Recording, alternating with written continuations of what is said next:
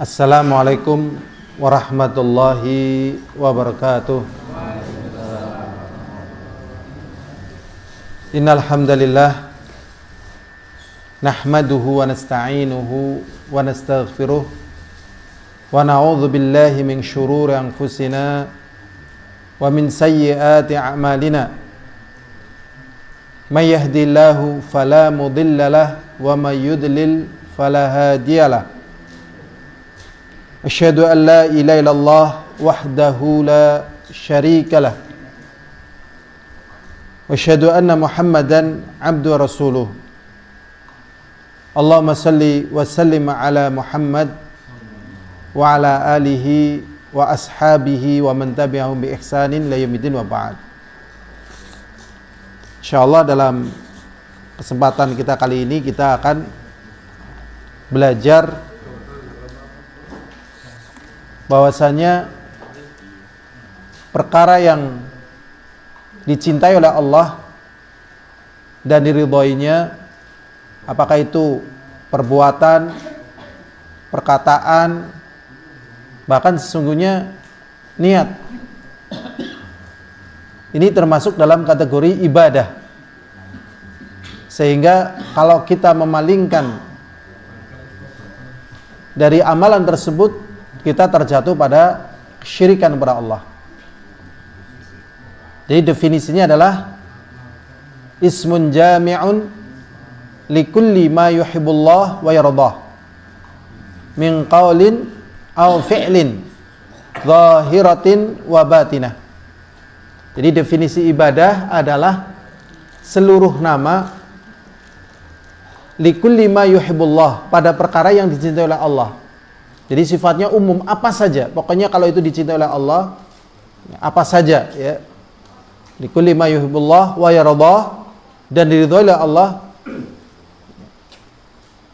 dari ucapan ataupun perbuatan. Ini masuk dalam kategori ibadah. Kemudian memalingkannya, maka jatuhnya ke syirik besar. Syirik definisinya adalah da'watun ghairihi ma'ah. Ini definisi yang paling gampang. Syirik definisinya adalah apa? Da'watun ghairihi ma'ah, yaitu berdoa kepada selain Allah bersamaan dia berdoa kepada Allah. Atau misalnya dibalik sebenarnya juga nggak apa-apa, tidak keluar dari definisi. Berdoa kepada Allah tetapi juga berdoa pada yang lainnya. Ini juga syirik, sama saja. Jadi sering orang menganggap syirik itu adalah berdoa kepada selain Allah. Kalau berdoa kepada selain Allah namanya kufur. Ya, kufur. Jadi berdoa kepada Allah ya, tetapi dia juga ada rasa cinta kepada selain Allah. Nah, ini berbahaya sekali. Makanya penting sekali orang menguatkan tauhid. Kalau orang tidak kuat tauhidnya, maka dia tidak akan kuat menahan godaan. Kalau tidak kuat tauhidnya, maka dia tidak akan kuat menahan godaan. Seperti misalnya butuh. Godaan termudah adalah kalau di kampung itu ada bank harian. Nah, bank harian ini gurita yang kayaknya nggak ada yang bisa menyembuhkan, kecuali orang itu paham agama kemudian bertobat dan tidak mengambil harian di rumah, di pasar, dan yang lainnya. Besar ini, riba. Ya. Padahal yang memberikan rezeki Allah, yang menolong Allah, yang menyelesaikan masalah Allah. Tetapi karena nggak kuat iman, akhirnya silaturahminya itu biasanya ke tempat-tempat peminjaman uang. Nah, silaturahminya di situ. Tidak kepada Allah, tidak ke saudara dan sebagainya. Ini. Jadi dakwatun ghairihi ma'ah.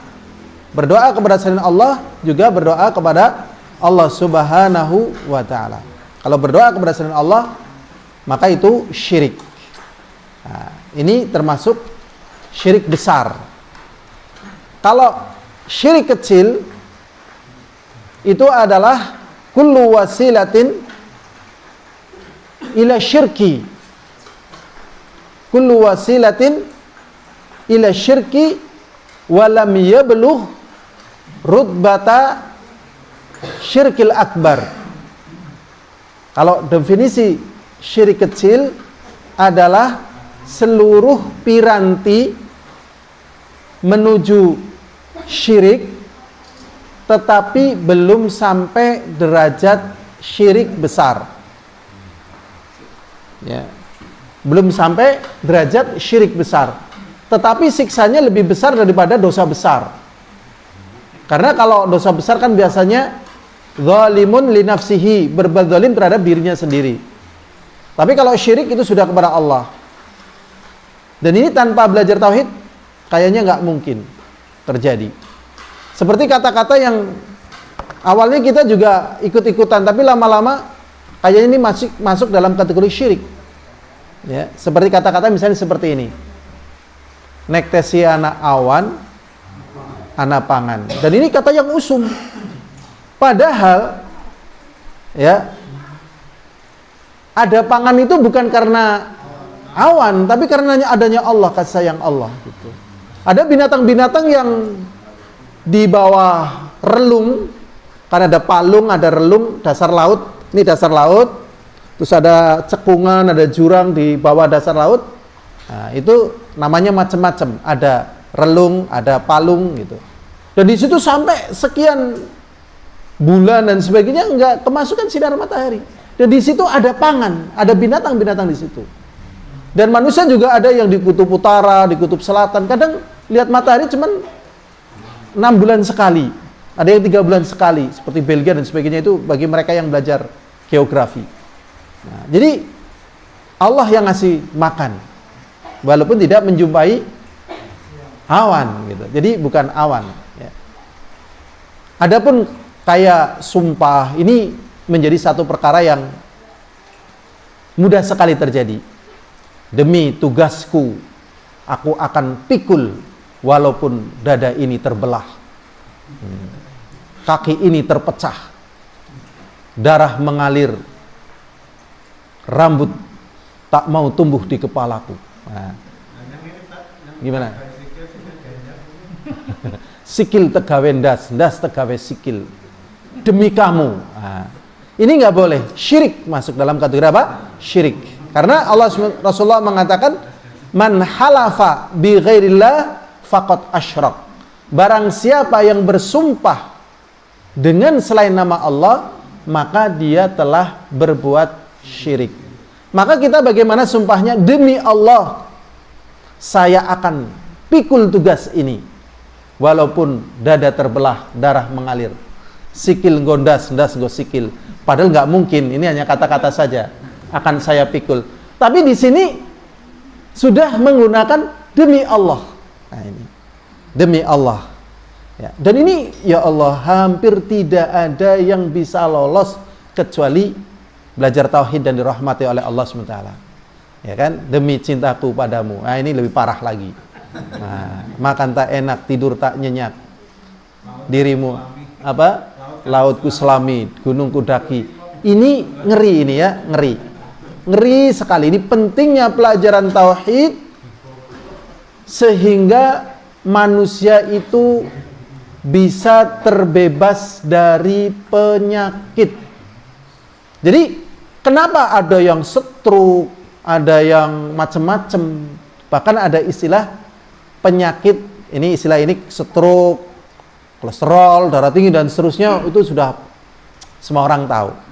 Nah, tapi ini ada istilah penyakit nih, ya jarang, penyakit kroak jero. Nah, ya sehingga nggak berani move on, gagal move on dan yang lain sebagainya. Nah ini karena tauhidnya hancur di sini. Makanya iblis bersumpah di hadapan Allah SWT, wa bi'izzatika la ughwiyannahum ajma'in illa ibadaka minhum al-mukhlasin. Dengan izzahmu ya Allah, la ughwiyannahum ajma'in, aku akan sesatkan mereka semuanya. Kayaknya bagi iblis itu menyesatkan manusia itu gitu. Bahkan Iblis kadang nggak perlu nyesatkan mereka. Cuman lihat, walaupun mungkin mereka sedang berdoa dan lain sebagainya, sedang tawaf, sedang marahi ngaji, biarin aja dia. Kenapa? Makanannya haram, nggak bakalan diterima doanya. Makanannya apa? Haram. Gimana mau diterima? Riba. Masya Allah. Riba. Padahal riba ini juga jenis penyakit yang tidak bisa disembuhkan kecuali hanya jalan taubat. Kita menghentikan riba nggak mungkin, karena itu sudah menggurita dari tingkat paling dasar sampai paling tinggi. Bahkan tingkat negara pun tidak mampu melepaskan dari riba. Jalan satu-satunya kita sendiri yang minggir. Sing waras tobat. Nah, sing waras tobat. Bukan ngalah, ini tobat ini. Sing waras tobat. Nek ora tobat resiko tanggung. Monggo gitu. Ya kan? Nah, dibiarkan. Ini. Illa ibadaka minhum al-mukhlasin, kecuali hambamu yang ikhlas ya Allah. Kalau nggak ikhlas, nggak bisa. Jadi ikhlas. Memang berat. Ya, berat. Berat sekali. Tetapi dengan ikhlas jadi mampu. Dengan ikhlas jadi mampu. Kalau bukan dengan ikhlas, ya Allah, dengan jalan apa lagi orang mampu menyelesaikan perkara-perkara yang besar. Ini kita contohkan ya, orang yang menghadapi perkara besar. Nah, contohnya yang gampang sajalah ya. Khalid bin Walid radhiyallahu taala anhu. Memang beliau anak orang kaya. Ya, kalau nggak salah anaknya Umayyah bin Khalaf. Umayyah bin Khalaf tokoh Mekah, kaya raya. Sehingga kerjaannya Khalid dari kecil itu cuman dolan. Nah, ini manfaat dolan bagi anak orang kaya. Tapi dolan yang positif loh ya. Dolan menyerap ilmu dari berbagai macam negara. Ini dia dolan, kayaknya dolan. Memang ada kafilah dagang ke Syam, kemanapun. Dia ikut dolan. Tapi apakah dia belajar? Dia enggak, dia ngamatin aja. Banyak permasalahan dia amatin. Termasuk strategi perang. Ah, maka tatkala Khalid bin Walid mendapatkan hidayah taufik dari Allah SWT, karena kalah perang di perang Badar Kubro, akhirnya masuk Islam, tertarik dengan Islam karena perlakuan Rasulullah yang sangat mulia. Jadi barang siapa yang bisa mengajari anak kaum muslimin, mengajari 10 anak kaum muslimin membaca, bebas. Nah, ini bisa ngajarin dia, pintar. Bebas, akhirnya merdeka, dia tidak ditawan dan dibebaskan, akhirnya masuk Islam. Lah tatkala masuk Islam, beliau dipercaya memimpin pertempuran 100 kali perang dan belum pernah kalah. Kita sudah pernah berapa kali tanding voli, berapa kali tanding sepak bola, gitu kan? Ya kan? Berapa kali menang, berapa kali kalah. Jarang loh orang yang menang kok 100 kali, bukan pertandingan perang loh. Sehingga muncul hal-hal yang bertentangan dengan syar'i di kalangan para sahabat. Ger perang karo Khalid bin Walid mesti menang. Mesti menang loh, 100 kali perang, 100 kali menang, coba bayangkan. Nek perang karo Khalid bin Walid mesti menang. Kata-kata ini kata-kata apa? Kan masuk dalam ranah apa? Syirik. Akhirnya daripada umatnya syirik, beliau dipensiunkan oleh Umar bin Khattab. Yang namanya ya orang yang mulia, yang hebat dan sebagainya, dengan ya job yang begitu agung dan mulia, dipensiunkan coba. Ya arep ngapa jajal, biasa perang ora tahu perang kan. Ya lama-lama juga susut dan seterusnya. Ya susut ya kemampuannya dan seterusnya. Ya nggak berlatih dan seterusnya kan. Sampai akhirnya ada orang kepengin ketemu dengan Khalid bin Walid. Saya pengen ketemu dengan Khalid bin Walid. Akhirnya ditunjukkan.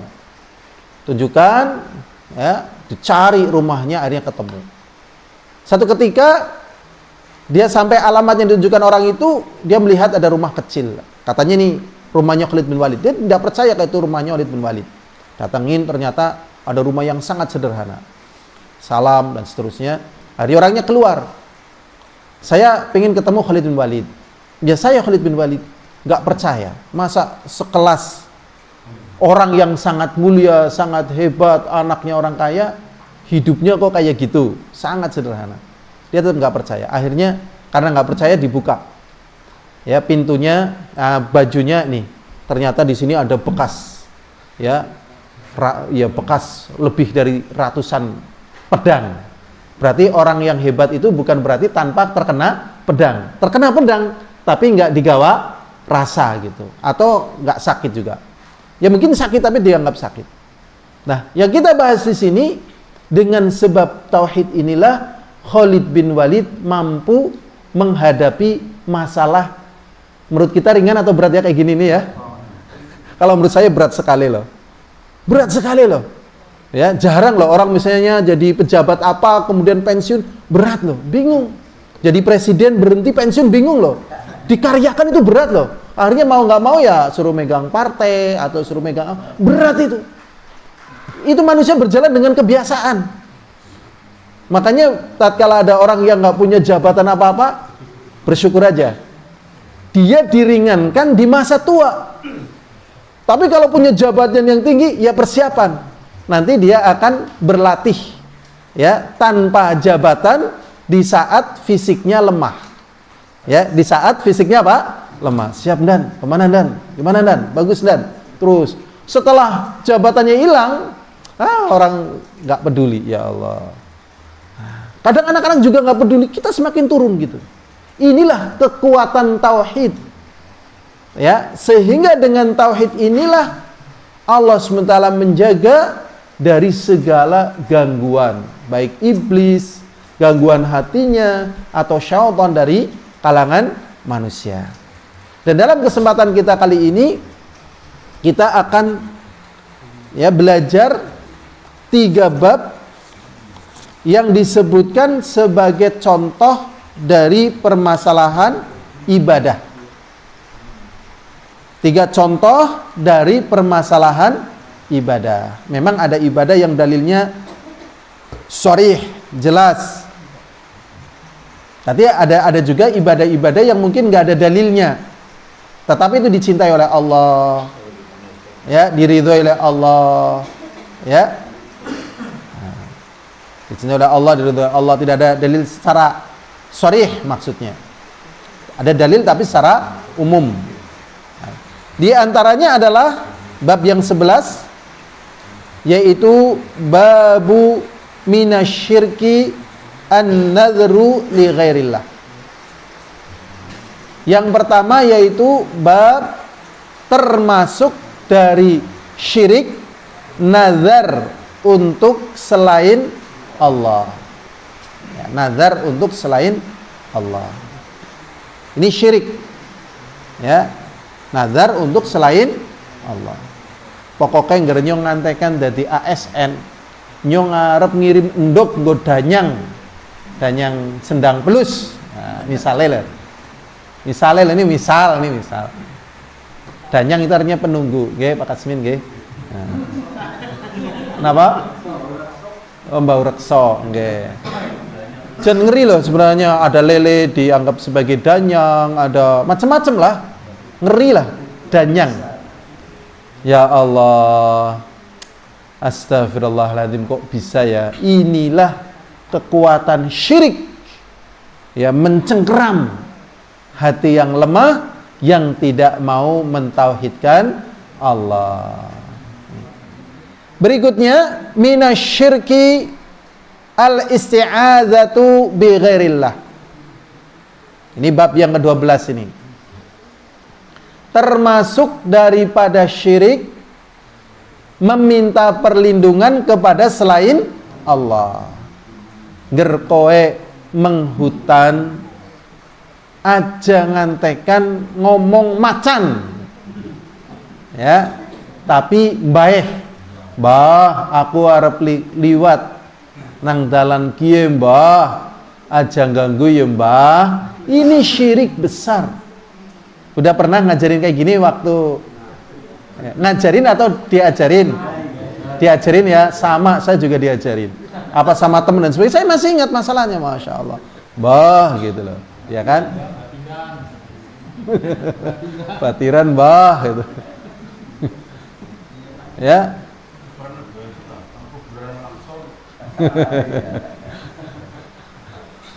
Kalau kayak gini gimana nih? Ini termasuk syirik apa enggak? Ya. Maaf, saya mau praktek di sini. Yang punya ilmu jangan ganggu, gitu ya.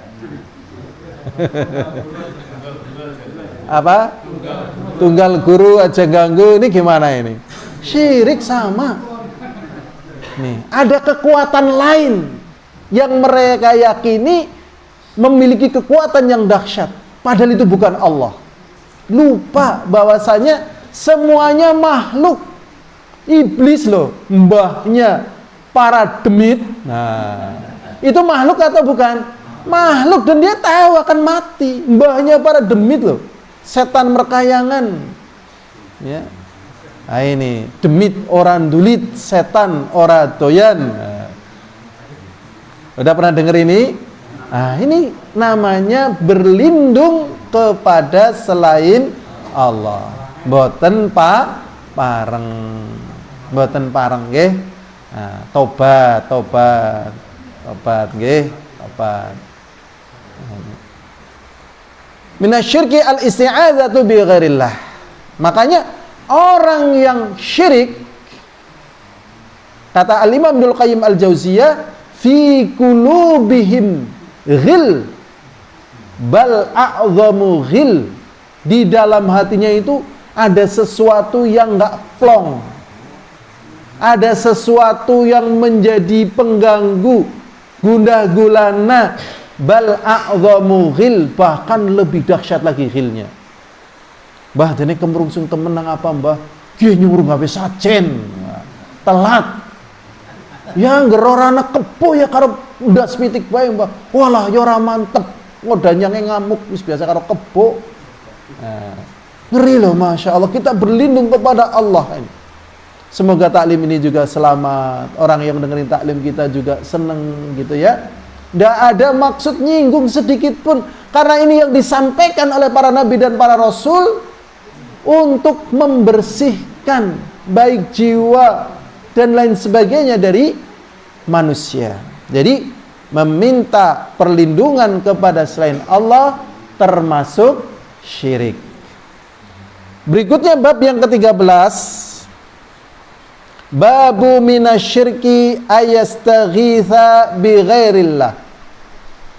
Bab termasuk daripada syirik beristighatsah kepada selain Allah. Ya, beristighatsah kepada selain Allah. Jadi doa itu sama dengan istighatsah. Cuman doa itu umum. Kalau istighatsah itu darurat. Ya, darurat. Jadi kalau darurat tetap kepada Allah. Lah, terkadang orang ini ternyata ada sejarahnya. Ini saya baru tahu ini. Di sebagian tempat, ya, Banjarnegara lah, karena saya dapat istri orang Banjarnegara.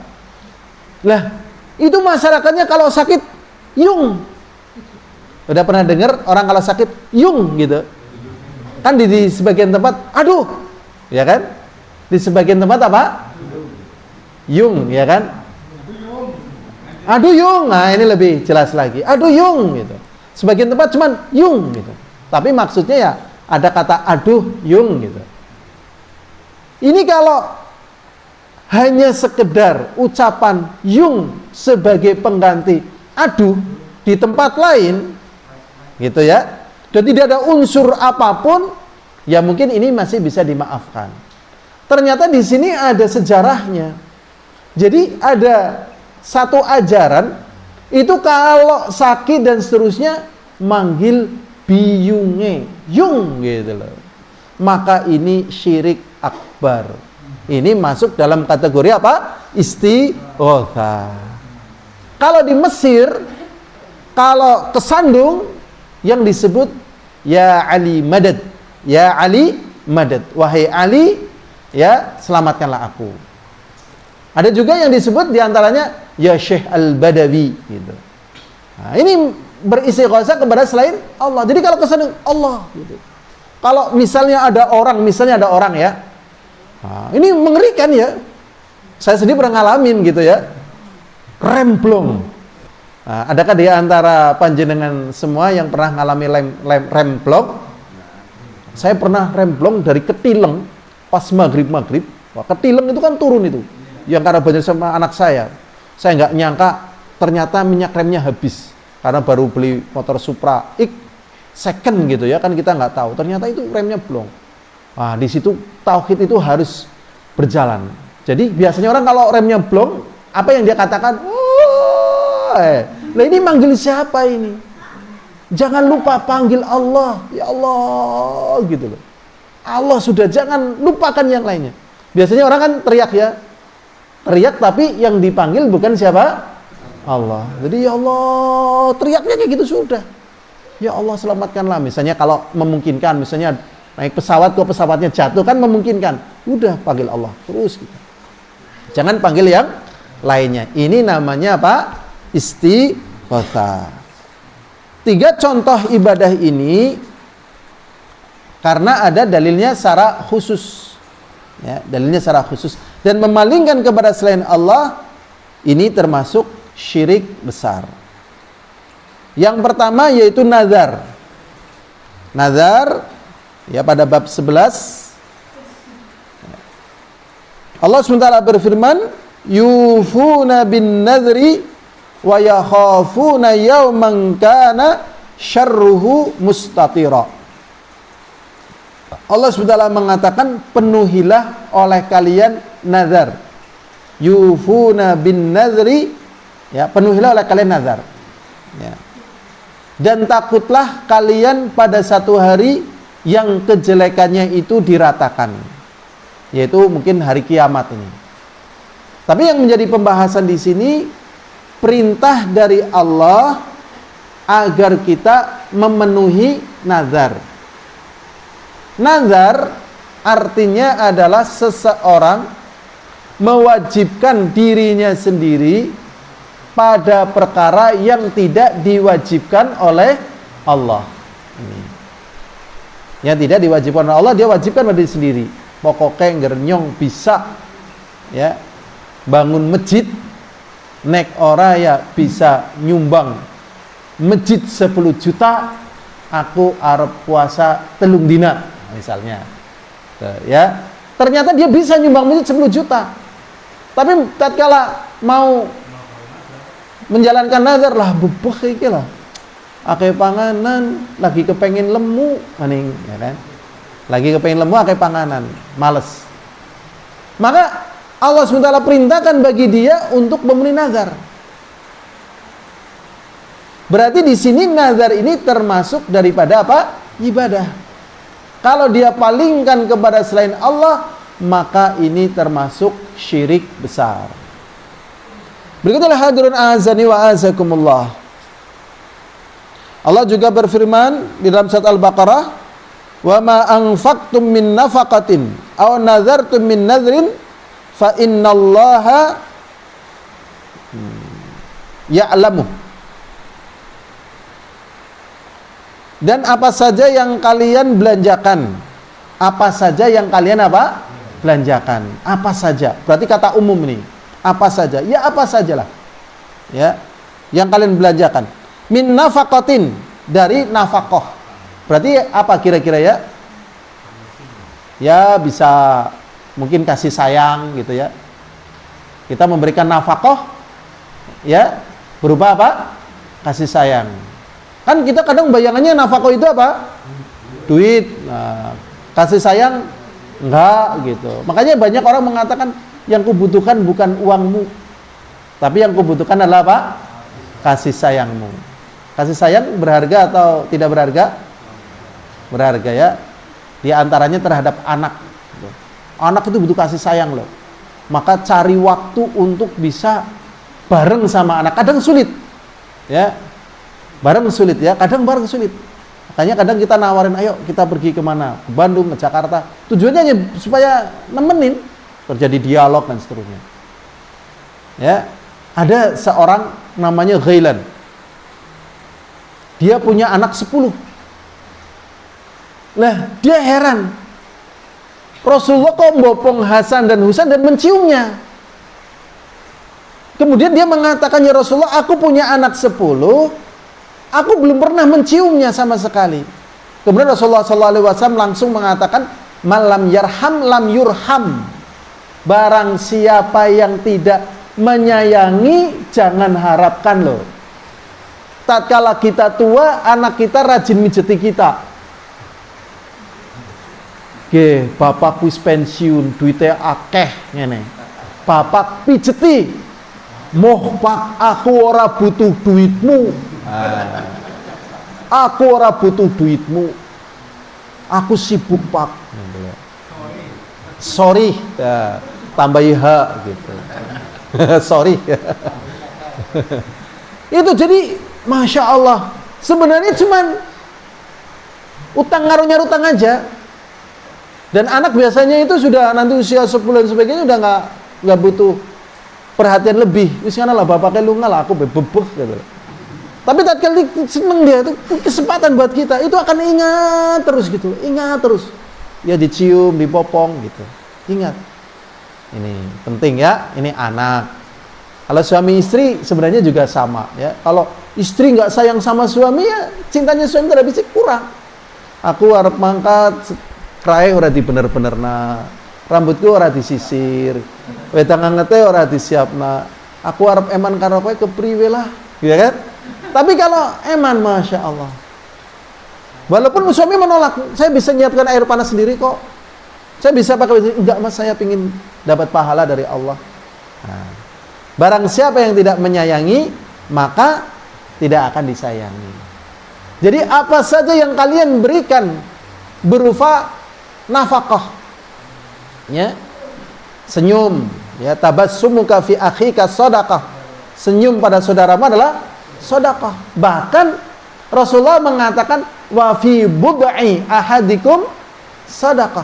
Bahkan pada kemaluan salah seorang istri di antara kalian adalah apa? Sedekah. Bingung ini loh. Masa mendatangi istri yang itu merupakan fitrah, kecenderungan manusia kepada wanita seperti itu, tatkala mendatangi kok berpahala ini? Nah, nalarnya gimana ini? Sulit kan? Sulit apa nggak sulit? Nah, makanya dalam agama itu ada dua nih. Ada yang pertama fi'il, yang kedua adalah apa? Tark. Fi'il mengerjakan, tark meninggalkan. Tark meninggalkan. Ya.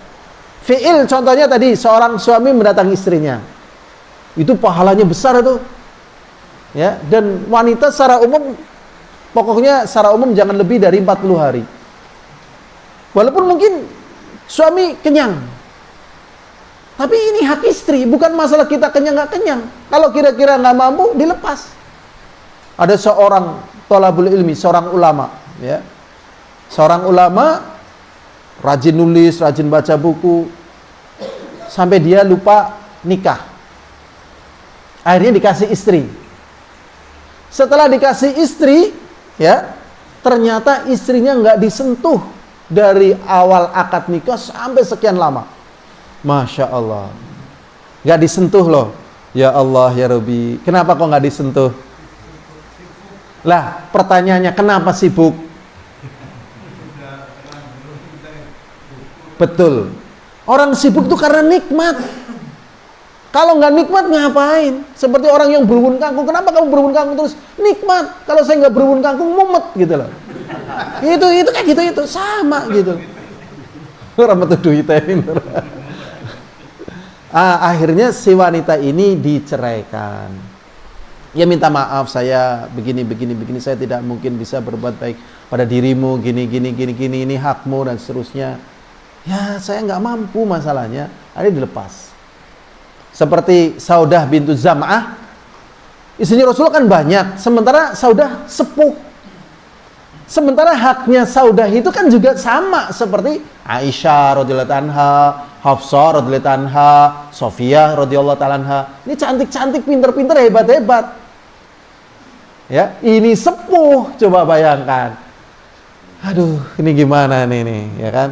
Rasulullah mau menunaikan haknya, ya nggak mampu, ya nggak tertarik masalahnya.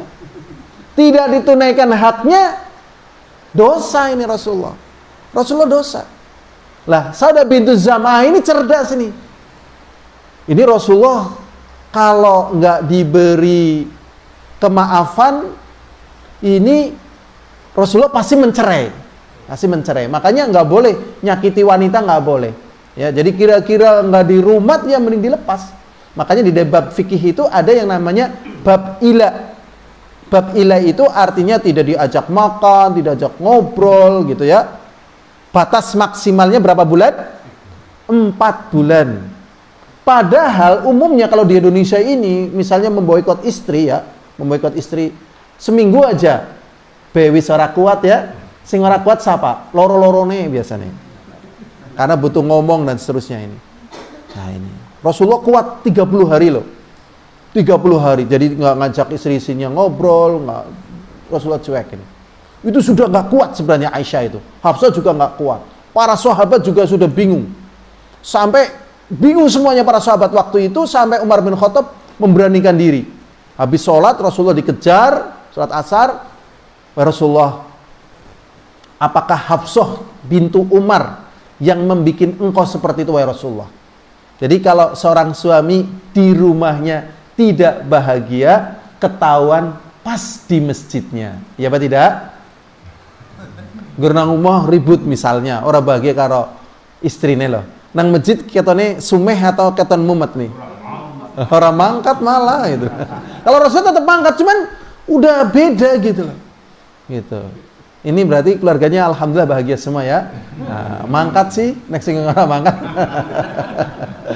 Ini. Kemudian ya, Umar bin Khattab mengatakan kalau Hafsah bintu Umar yang melakukan seperti itu akan saya penggal lehernya. Ini ada dalam Sahih Bukhari. Ngeri nggih?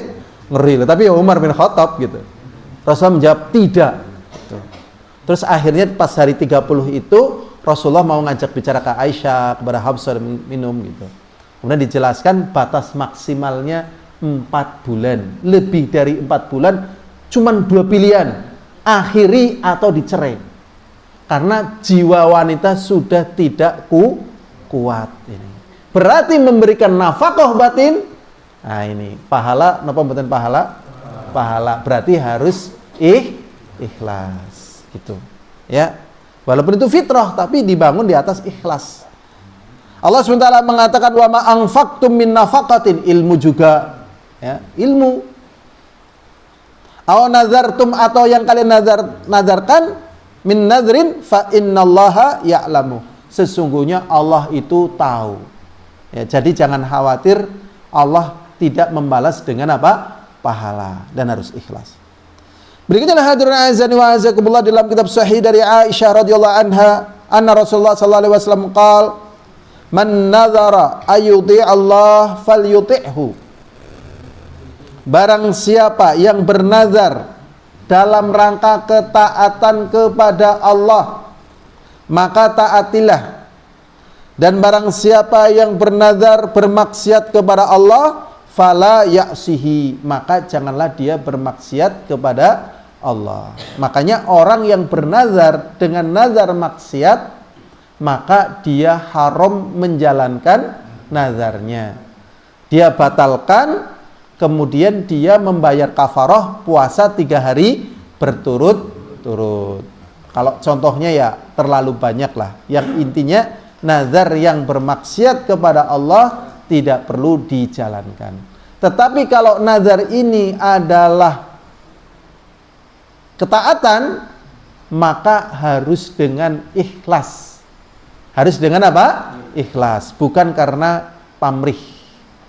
Ya, ngesuk ngeraku lulus, ya, bukan ngesuk ngeraku lulus jadi bupati misalnya. Contoh ya, aku pokoknya arep aweh duit 20 juta nggo mertua. Ternyata jadi bupati. Ya.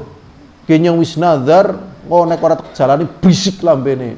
Nah, dia menjalankan karena ikhlas kepada Allah, tapi karena dia khawatir nanti dicela di ini dan seterusnya. Wah, ini nggak boleh, harus ikhlas ya, karena saya dulu nazar ikhlas karena Allah. Mau dia terima kasih, monggo, mau dibuang, monggo, yang jelas saya ikhlas, saya jalankan karena ini saya menjalankan nazar saya karena Allah. Jadi kadang orang menjalankan itu Di antaranya tadi bebeh, rubes dan seterusnya. Jadi dibangun harus karena apa? Ikhlas. Karena Allah, betul. Ya. Jadi masya Allah ya, pentingnya ikhlas ya. Pentingnya apa? Ikhlas di sini. Ini butuh ilmu ya, karena kadang kita menjalankan sesuatu itu karena sisi yang lain. Ya, sisi yang lain karena takut dicela, takut ini dan itu. Jangan. Harus ikhlas karena Allah. Kalau dipuji, alhamdulillah. Kalau dicela ya innalillah. Ya, innalillah. Mengucapkan alhamdulillah juga boleh. Tapi innalillah lebih ringan bagi jiwa. Berikutnya hadirun azani wa azakumullah. Berikutnya yaitu meminta perlindungan kepada selain Allah. Ya. Ini juga termasuk syirik. Karena kalau meminta perlindungan kepada Allah adalah ibadah. Meminta perlindungan apa saja? Di antaranya kefakiran ya. Kefakiran. Fakir ini kelihatannya sepele tapi urgen dalam bidang agama. Maka ada doanya ya kan? Doanya Allahumma inni a'udzubika minal kufri wal fakri wa adzabil qabri. Ya Allah, sesungguhnya aku berlindung kepadamu dari apa? Kekufuran. Dan juga apa? Kefakiran. Jadi kalau orang fakir pikirannya nyeleneh-nyeleneh itu. Ya, macam-macam sudah. Hati-hati nih, fakir. Memang ada ucapan yang disandarkan kepada Rasulullah, tapi sebenarnya bukan ucapan Rasulullah. Ucapannya Ali. Kadal fakru ayakuna kufron. Hampir-hampir kefakiran itu mendekatkan kepada kefakiran. Memang terkadang nikmatnya dunia bisa ndadekna sebab ya bombongnya hati, ya kan? Mungkin ada orang misal nih punya mobilnya nggak dipakai, ya kan sekilas secara hukum ekonomi dan sebagainya kan mubazir dan seterusnya. Tapi ternyata dia tatkala lihat mobilnya bombong. Ada lihat orang punya mobil, lah aku bentuk mobil orang teken kok. Nah, karena terkadang orang panas, kapanane aku duwe mobil, ngesuk tek toko, ya bisnis judi online gitu ya biar dapat. Nah ini ya Allah. Atau yang lainnya, waliyadzubillah, nggak boleh. Jadi setiap kita itu punya pengetahuan tentang kemampuan keimanan kita. Tapi kalau mampu ditekan karena udah nggak butuh ya nggak apa-apa. Tapi kalau belum mampu ya latihan ya supaya mampu. Allah SWT berfirman, annahu kana rijalun minal insi ya'udzuna birijalin minal jinni fazaduhum rahaqa. Dan sesungguhnya ada serombongan manusia meminta perlindungan kepada sebagian serombongan dari kalangan jin, fazaduhum rahaqa, maka menambah sesatnya mereka. Jadi umumnya orang kan kalau pingin cepet, pingin instan, mintanya kepada siapa? Syaitan, iya, kepada jin, para penyembah syaitan. Pingin sugi, pingin macam-macam lah kepada syaitan. Nah, itu sudah rumus itu. Ya, makanya kita mohon kepada Allah jangan mudah-mudahan terjatuh pada apa? Maksiat. Karena maksiat itu membawa kelemahan iman. Kalau imannya lemah, berdoa kepada Allah malu, akhirnya berdoa kepada syaitan. Aku isinlah dongaring Allah, dosaku akeh. Akhirnya berdoa kepada selain Allah. Siapakah selain Allah itu? Jin. Jadi kalau misalnya ada orang beribadah kepada batu, kepada pohon, kepada ikan, kepada apapun, sejatinya di belakang itu adalah apa? Jin. Ya memang kadang orang percaya, wah ini ikan lele adalah danyang di danau ini. Karena tiba-tiba hilang, tiba-tiba berubah, tiba-tiba datang lagi jutaan. Mistis sekali ini. Wah ini penunggu ini. Ya mungkin betul terjadi itu. Itu kreatornya siapa di situ? Jin. Allah izinkan. Ya Allah izinkan mungkin yang lihat, padahal ada, jadi nggak ada. Padahal tadi masih lele, Allah takdirkan jin ya menyebabkan orang lihat itu adalah apa? Pelus dan seterusnya, akhirnya diagungkan. Waliyadzubillah. Nah, di sini dikisahkan ada sebagian orang ini ingin ya meminta perlindungan kepada jin. Ternyata jinnya ini masuk ke dalam apa? Islam. Sehingga tatkala dia berdoa kepada jin, jinnya sudah meninggalkannya, maka dia ini bertambah sesat. Bertambah apa? Sesat. Ya, maka di sini dilarang meminta perlindungan kepada selain Allah. Berikutnya, wa ana Khawlah bintu Hakim radhiyallahu anha qalat sami'tu Rasulullah sallallahu alaihi wasallam yaqul man nazala manzilan faqala. Ya, dari Khawlah bintu Hakim, semoga Allah meridainya, berkata, aku mendengar Rasulullah sallallahu alaihi wasallam bersabda, barang siapa yang singgah di satu tempat. Tempat di sini tidak disebutkan oleh Rasulullah dalam hadisnya ya, karena hadis Rasulullah kan mencakup hal-hal yang pokok gitu ya. Berarti kalau menurut bahasa kita tempat angker gitu. Pokoknya tempat-tempat angker. Ya, misalnya di laut ada segitiga Bermuda ya. Wah, ini angker ya kan? Udah pernah dengar segitiga Bermuda? Atau mungkin ada yang lebih angker daripada itu. Ya memang itu makhluknya Allah dan punya keajaiban-keajaiban menurut versi manusia, dalam artian karena manusia lemah gitu. Lah kalau kita takut tempat-tempat yang angker tadi, yang perlu dia doa adalah doanya seperti ini. A'udzu bikalimatillahi tammati min syarri ma khalaq. Aku berlindung ya dengan kalimat Allah. Berarti kalimat Allah di sini bukan makhluknya Allah. Ya kan? Karena ada orang mengatakan Al-Qur'an itu makhluk. Padahal Al-Qur'an itu bukan makhluk. Buktinya di sini, kalau memang makhluk ya nggak boleh berdoa dengan kalimatnya Allah. Ya, tapi ini namanya sifat dzatiyah. Sifat yang terus-menerus ya terjadi pada Allah. A'udzu bikalimatillah, sesungguhnya aku berlindung dengan kalimat Allah. Ya. At-tamah, yang sempurna, min syarri ma khalaq, dari segala kejelekan yang telah Allah ciptakan. Doanya kita bareng-bareng ya. A'udzu bikalimatillahi at-tamati min syarri ma khalaq. Sekali lagi, a'udzu bikalimatillahi at-tamati min syarri ma khalaq. Aku berlindung dengan kalimat Allah yang sempurna dari segala kejelekan yang Allah ciptakan.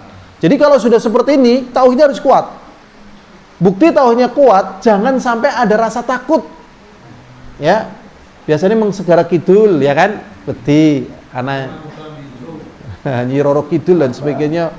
Macam-macam ini, kalau kita ada takut dan sebagainya, berarti tauhid kita masih lemah. Gitu ya. Kalau kita misalnya jaga-jaga, misalnya kita lewat kuburan Mumun gitu ya, itu jangan alasan saya takut gitu ya. Kalau memang lewat sendirian jam 1 malam sendirian misalnya, itu bukan karena takut, nggak ada jalan lain ya, saya harus sini gitu ya, terpaksa lewat situ ya. Nah sudah, nggak boleh takut. Kalau ada penampakan takut apa nggak takut? Tiba-tiba kok lihat kaki sebesar pohon beringin, wow, jenggotnya sampai tanah, ini gimana ini? Waduh, wah, gitu lah, gimana nih? Penampakan, nggak boleh takut. Kalau takut itu berarti apa? Syirik. Tetapi kalau kita, saya nggak mau lewat situ lah. Kenapa sih? Ya namanya manusia kan menjauhi gitu. ya, menjauhi apa? Hal-hal yang berbahaya. Rasulullah mengatakan la tatamannau liqa'al adu. Jangan bayang-bayang ketemu musuh. Lah itu kan biasanya syaitan di tempat-tempat yang jarang dibacakan ayat-ayat Allah, jarang buat zikir, jarang buat doa. Setan di situ perkasa di situ. Lah kalau di situ kita ke situ ngapain? Kan cari musuh. Kecuali kalau dalam kondisi darurat. Begitu. Itu nggak boleh takut. Jadi memang manusia kayak gini nih. Ini ya, jadi kita takut terhadap syaitan tadi kan syirik ya, penampakan. Tetapi karena dia saking seringnya di tempat-tempat semacam itu pun akhirnya hilang rasa takut. Tapi hilang rasa takut dia masuk dalam kategori syirik. Kenapa? Ada penampakan balaku. Aja ganggu. Ya.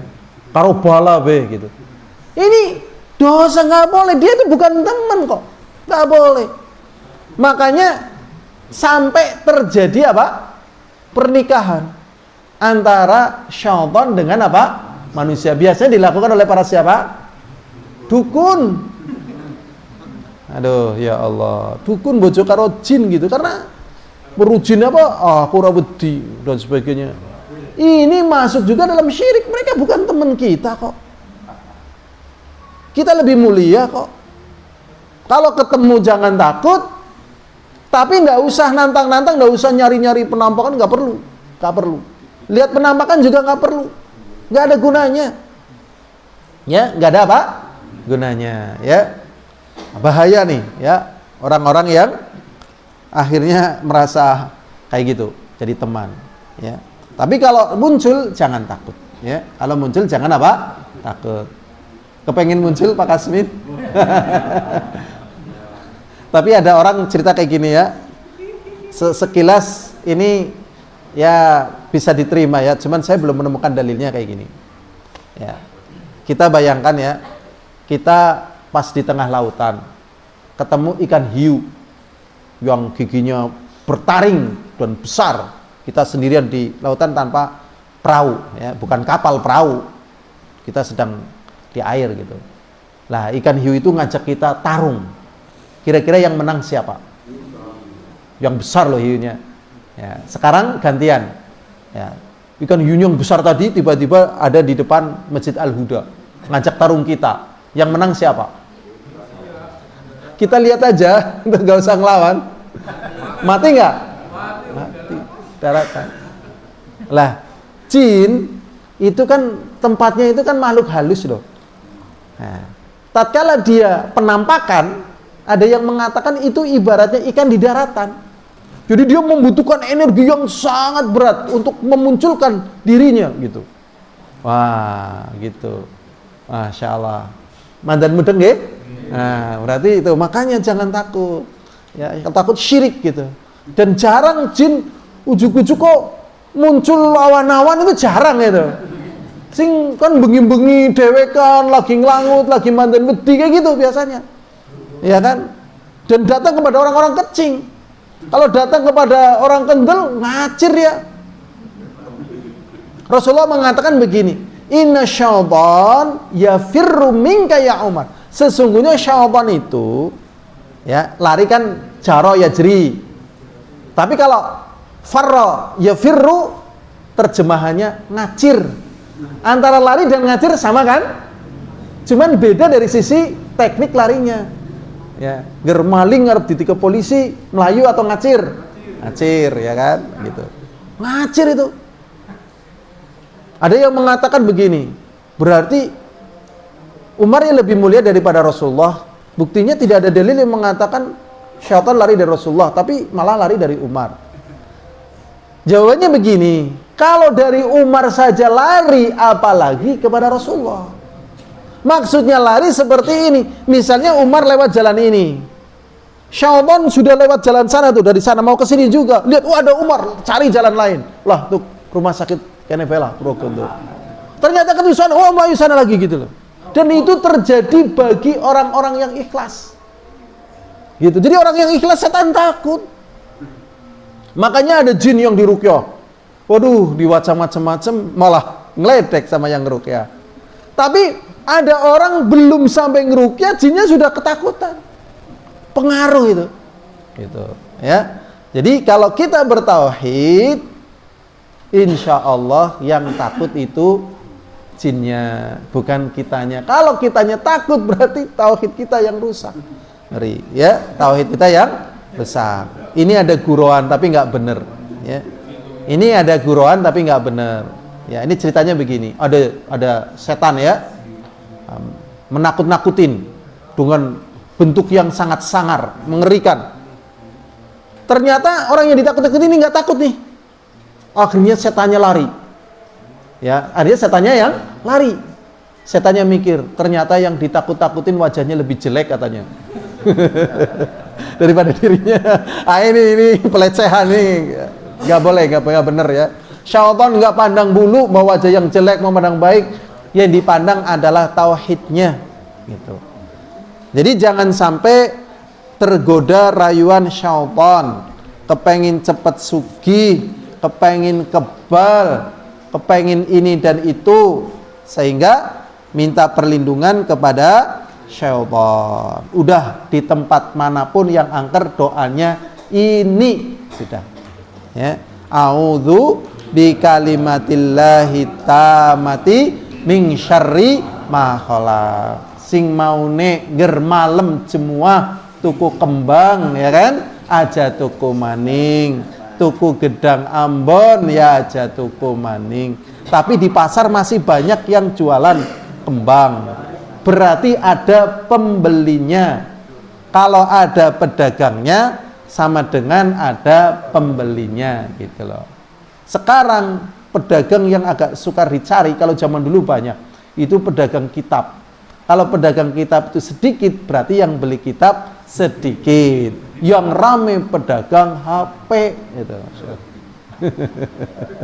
Masya Allah. Zaman dulu, ya, zaman dulu waktu masih kaset kayak gitu, bakul kitab banyak, dan banyak orang beli kitab.